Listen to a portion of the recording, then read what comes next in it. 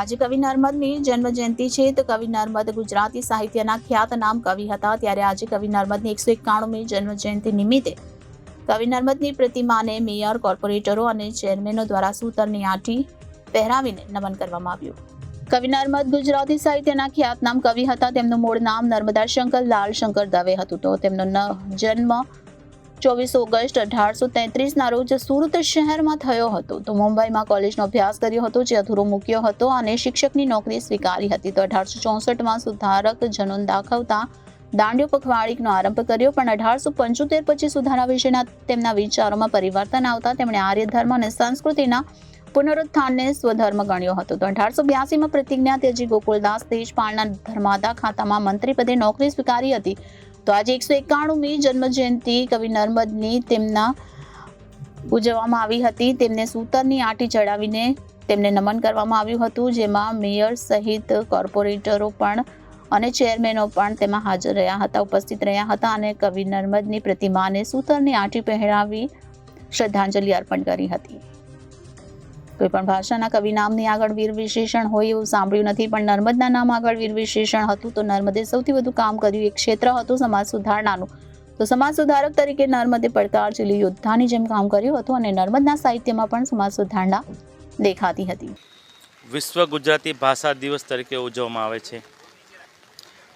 સુરતના કવિશ્રી વીર કવિ નર્મદની આજે જન્મ જયંતિ છે।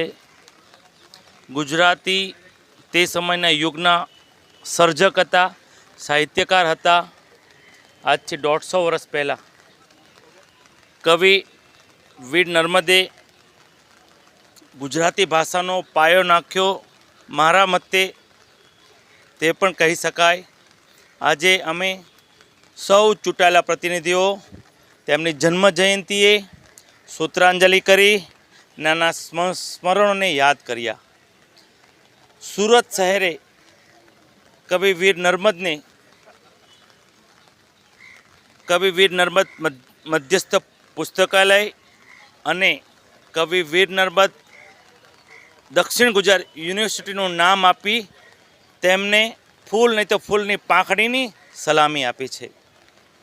આવો આપણે એકવાર તો કવિ નર્મદને એમની આત્મકથા વાંચવી જોઈએ, કારણ કે આ ગુજરાતી ભાષાને આંતરરાષ્ટ્રીય બનાવવામાં પણ તેમનો તે સમયે સિંહ ફાળો હતો। અસ્તુ ભારત માતા કી જય।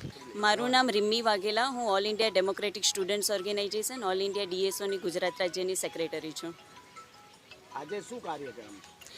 આજે આપણા રાજ્યના મહાન સમાજ સુધારક વીર કવિ નર્મદની 191મી જન્મ જયંતિ છે। એ નિમિત્તે અમે સૌ અહીંયા ભેગા થયા છીએ।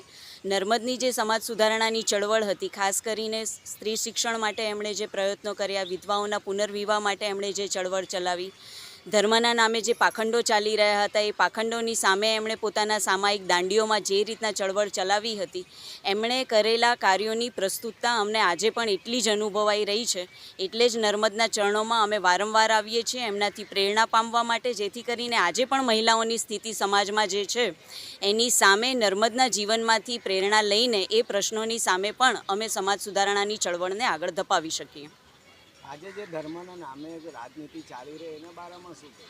ધર્મના નામે રાજનીતિ પહેલાં પણ ચાલી રહી હતી, આજે પણ ચાલી રહી હતી, પણ એની સામેનો જવાબ એક જ છે, જે જવાબ નર્મદે પોતાના સમયમાં આપ્યો હતો કે આપણે સૌએ સમાજ સુધારણાનું બ્યુગલ ફૂંકવું પડશે। ધર્મના પાખંડ સામે આપણે સૌએ ભેગા થવું પડશે, એકત્રિત થવું પડશે અને આ પાખંડોને ખુલ્લા પાડવા પડશે। આજે પણ આપણે નર્મદના જીવનમાંથી પ્રેરણા લઈને જેમ એમણે સમાજ સુધારણાનો દાંડિયો પીટ્યો હતો, આપણે પણ નવો દાંડિયો પીટવાની જરૂર છે। Reporter Hanik Malik, Janadesh News, Surat.